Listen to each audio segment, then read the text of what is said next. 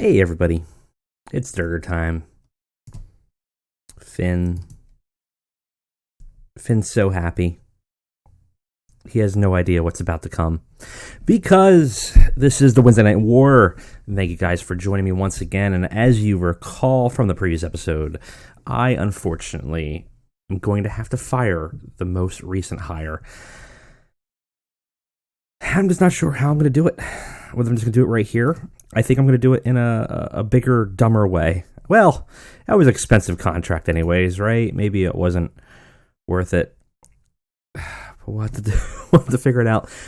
So little quick additions here. We removed a couple of the takeovers because I realized a mistake that had happened here, I guess, from the mod maker. Unfortunately, all of the the takeovers that have ever happened have basically been scheduled here for almost like a monthly or like an odd schedule. So we had I think a takeover London, which was in 2 days, but that wouldn't make sense because it's usually a 4-month period. They do, I think,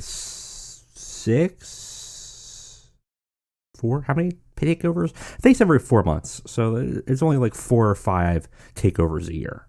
And I don't think they do every other month. At least it doesn't feel like it to me. We might end up having to do every other month, but we'll look at that at the end of January. So we're going to keep Philadelphia. I may actually move it up because I don't necessarily want 4 weeks of build. So why don't we do that? Why don't we build it to the second week of January? So that gives us about like 3-4 weeks to build, right? So that gives us some time to kind of do some extra stuff from what we were doing, and we're not just like hogging up our schedule here with nonsense. So that's really kind of the focus here. But we had to fire Finn. I have 2 thoughts about it, and I'll walk you through both my thoughts. Obviously, my final decision will be on my own because this is not live. One, we can just bump him out pretty much now, or we could job him out to somebody and make an absolute burial. While that sounds good, I feel like it's against the spirit of the whole thing, right? Because then we're getting some value out of him. We're not going to get any value out of him. So I'm going to let Vince fire him. So what we're going to do is we're going to fast forward, and we are going to fire him before the show. And it's going to upset a lot of people, but that's what Vince does. So that's what we're going to have to do. Let's go ahead and let's sim forward and get to live. All right. Oh boy. Adam Pearce up for renewal. Whatever. Contract negotiations with Ronda Rousey are in. That would be good for us. That would be really good for us. Anybody steal Excalibur from their commentary team? No, that's harsh. It'd be funny that.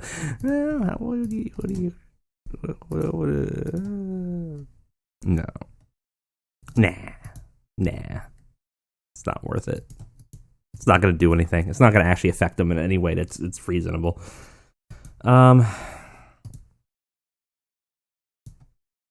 What I do want to look at, just to keep a peek here. Anybody new that can be hired that would be worth getting? I think Jay White. Jay White's only pay per appearance. Has very little popularity in America, though, which is the problem. Getting huge in Japan.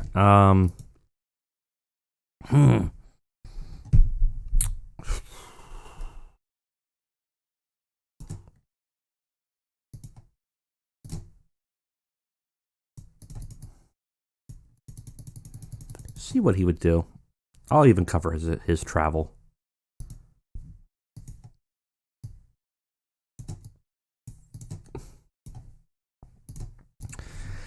See if he accepts it. Juice Robinson, I like him, but I don't think we would. If we're role playing Triple H here, he would not grab him back. Lance Hoyt, same thing. Like, we're not going to rehire failed WWE guys, right? It's just not really something that's gonna happen, I don't think, nor really worth doing.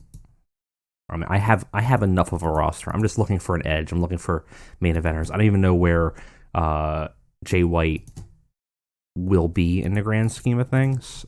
I just know that I want to try to find an edge somewhere. Preferably, I would rather take AEW's talent away. Well, that's interesting. You do have some people that are available. Page is in his last contract, upper mid-carder.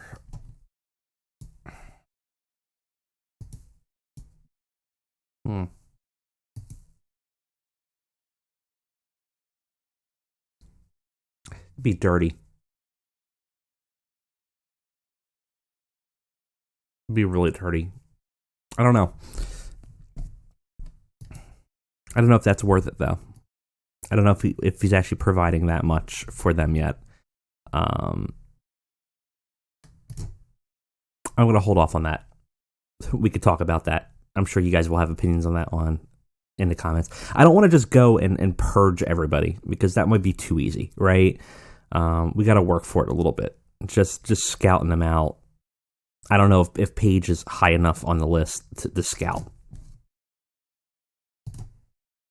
Yeah, too late. Missed the opportunity.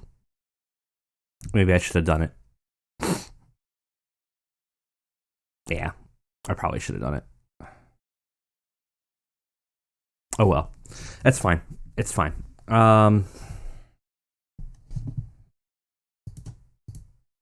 We don't need to go that route to win. I'm not that concerned. Backstage rating is looking fantastic. We need to be in NXT's Full Sail Arena. And this is how we're going to do it. We're going to publicly fire. This is going to really upset a lot of people. Finn, you're happy. Yeah. It's going to cost... Jesus Christ. What you say? That you only meant well, cause you did. What you say? That it's all for the best, cause it is.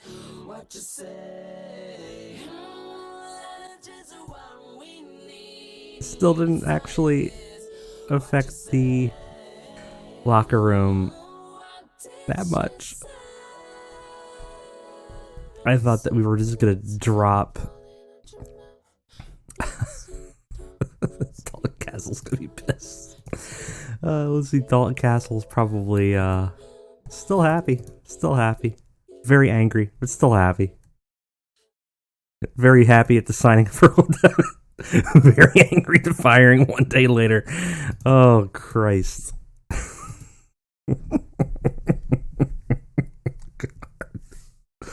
Oh, all right.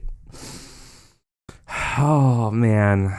This sucks. Let's figure out what we're going to do. Let's book this show. All right, guys, we're back. Let's go ahead and run the show. Okay, that didn't go that well. We start the show with Ronda Rousey debuting with a quick... Actually, this is a longer match than I thought I scheduled. I guess I went higher than there. I thought I said scheduled like a 2-minute match. Apparently they went long. Ronda versus Rachel Ellering, 12-minute match. Ronda defeats her in 12 minutes. Ronda got a above average rating for her gimmick. Ronda and Rachel Ellering showed great chemistry, which is interesting. Did go a little too long. Rachel Ellering's not very good. Ronda did fantastic, though. Actually, she dragged her up to a 44. It's not bad. Afterwards, after Ronda debuted, to the surprise of everybody, Shayna comes out to her music, walks up to the ring, and the two of them stare down at each other pretty fiercely until the two both crack a smile and hug, looking like the beginning of the Horsewomen coming back together. Got the crowd hotter, though. Performance of Ronda was really good. Overall, not bad. Also not bad. Afterwards, we have a backstage segment where Bray Wyatt, out of his Fiend costume, but still dark and sinister, starts advocating for Dark Candace, who's in the background. Says that she's unlocked her inner Fiend, that she sees the truth, sees what must be done, and that nobody will stop her as NXT Women's Champion. Does pretty well, actually. Most of that is Bray Wyatt, fantastic commentary work or microphone work as you would expect. Does really well. I have not much to say about it. 67C+ is fantastic. This match is pretty good too. We have Xavier Woods, now kind of a heel, fighting James Storm, but ends up defeating James Storm in 10 minutes and finally getting his win after using the ropes for leverage. Xavier had a 63. James Storm said 58, gives us about a 61. Not bad. Afterwards, Xavier Woods goes to the back and the camera follows him. And he is celebrating his win, and his buddy Zack Ryder comes up and confronts him. Xavier's all excited. He's like, hey, you see that win out there? Zack Ryder does not look amused. He's like, dude, what's gotten into you? You've changed. You're cheating to win now? Xavier doesn't seem too plussed about it. Doesn't really care. He's like, yeah, so what? I won. That's what matters, right? That's what we're here for. And what about doing the right thing? The right thing is winning. That's what we are here for. I gotta get that dub any way I can. Zack Ryder looks disappointed in him, says, dude, you've changed. And Xavier just looks mad at him and walks away. We advance the Count of Monte Fisto storyline and see a fully heel Xavier Woods now, seemingly reveling in his wins over anything else. Oh my God, what a horrible... Well, we had to finish it, so terrible wrestling and did not have much heat at all. We had a I Quit Dream Over match with Velveteen Dream winning over Dalton Castle in 19 minutes by submission. Oh boy, this is bad. Fourth time this match has been done recently, and no one liked it. Lost heat. We ended the story. It's fine. Let's get it over with. It's done. Holy crap. What a bad match, though. We'll rebound here. Keith Lee comes out holding that strap again in his hand while he has his North America title around his shoulder, and he says he's ready for all comers again. Strap for a strap. Who's ready to take the challenge? And Adam Cole comes out. Adam Cole loses, though. Keith Lee retains after 12 minutes. He touches all four corners and makes defense number 2 in the North American title. Not much to say about it. Does about where we would expect. Keith Lee just trying to give him as much momentum as possible. Putting me in a brawl base. Yeah, that's probably true. But this does fantastic. Afterward, Alex Shelley. It's supposed to be Adam Cole. I don't know why he's there. Okay, whatever. Freestyle segment. Basically, the Fiend ends up appearing in front of Keith Lee. He ends up yeeting Adam Cole out of the ring, throws him straight out, and stares down Keith Lee. And Keith Lee doesn't blink, just stares at him and then smiles. Before the lights go out and Bray Wyatt disappears once again. The rise of Keith Lee gains heat. Bray Wyatt came across really well. Apparently Alex Shelley was just out there too. Whatever, it worked. We're going to give Lucha Brothers a win versus the Time Splitters. Didn't have much heat, but it did have decent wrestling, which is what we kind of expected as a high spot match. Lucha Brothers defeat the Time Splitters in 11 minutes. Phoenix ends up defeating Kushida with a pinfall. Phoenix got 78. Pentagon's got 60. The rest are trailing just a little bit behind. Overall, we can expect a pretty strong consistency between these guys. No chemistry between Phoenix and Pentagon, which is interesting. Kind of an oversight from the mod maker, I think. And in our main event, actually does really well. Holy shit. Jay Lethal and Johnny Gargano tag teaming against Zack Sabre and John Morrison. What a weird combo, right? Good wrestling and a decent reaction from the crowd. Jay Lethal and Gargano defeat Zack Sabre and John Morrison in 11 minutes. Really quick match. Jay Lethal defeats Zack Sabre by pinfall with a lethal combination. Gargano was struggling to keep up, but Lethal, Morrison, and Sabre all really bringing it. Got the crowd buzzing. Lethal's improving, so is Morrison. And finally, we end the show with a promo from Jay Lethal calling out the Undisputed Era, who previously had offered him a role and ended up attacking him in a ring 2 weeks ago. He says, he grabs a microphone, begins a cut on Marty Scurll, and says, "I've come a long way, and you've all known that. I've led a career outside these walls. I've taken an honorable path in my life. I've worked hard. I've gained respect. And now they want me to join them. Well, the answer is unequivocally no. Since they've come to NXT, the Undisputed Era has done nothing but dishonor it. They cheat, they lie, they bully, they coerce. I won't have any of it. Marty thinks he can go from the undercard of one club and climb his way up to another. Well, that's just a house of cards I'm not willing to be a piece of.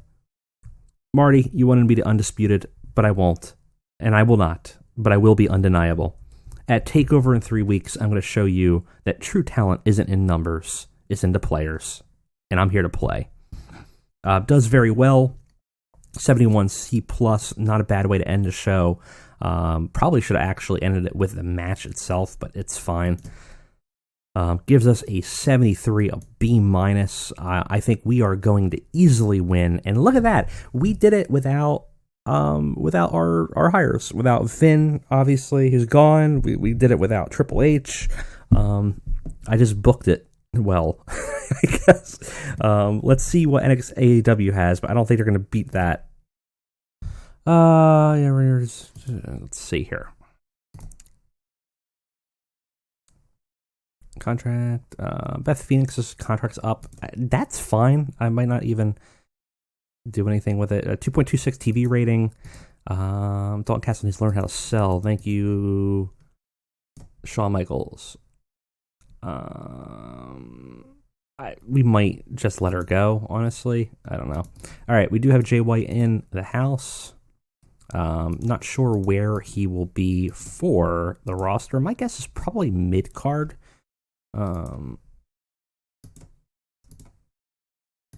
We won't know yet. We'll have to see how he does overall. Wow, we lost a lot of money from that Finn debacle. Boy. All right. Well, let's go ahead and let's look at what we have in terms of the show performance. NXT Live had a 73 B- with a 2.26 rating. Not bad. Let's see what Dynamite had. Not nearly as good. 1.59 and a 53. We easily win in both, and that bar is getting... They had a lead that is getting awfully low now. I think we've turned a corner, and we did it without stealing Hangman, which I know you probably were all screaming about, but I think it was the right call. I think we ended up doing well for us without him.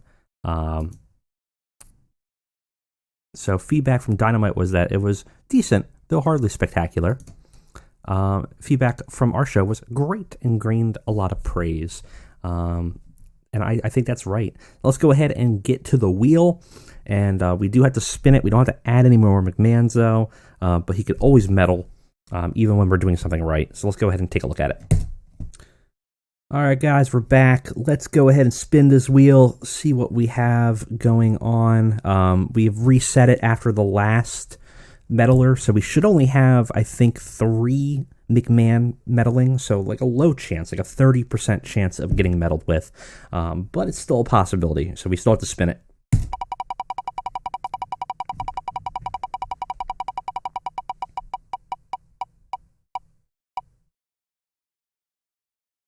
Just barely no meddling, so we should be safe this week. Thankfully, surprisingly, not that many people with morale issues. That was a good show. That did well. If we could keep that up, we are going to crush them in the next couple weeks, and it might be all over. I don't know. Very, very exciting. Now there's still. I still want to get more talent trades in, but we can't right now, which is a bummer. I think we're still... I don't know how long it takes to do. Need to slow down for a few months. But I think we could still do alliance loans. So there's a few opportunities that I have where I kind of want some people... not him necessarily. I just kind of want to see real quick. So we can do a few of them for single appearances, and there's at least a couple instances that I think we're going to need. There's definitely one instance I know for a fact that we're going to need. So because I have a story planned going forward. Other than that, guys, that is it for me today. Thank you for joining me. Thank you for watching the poor mass slaughter of Finn Balor. I'll see you next time.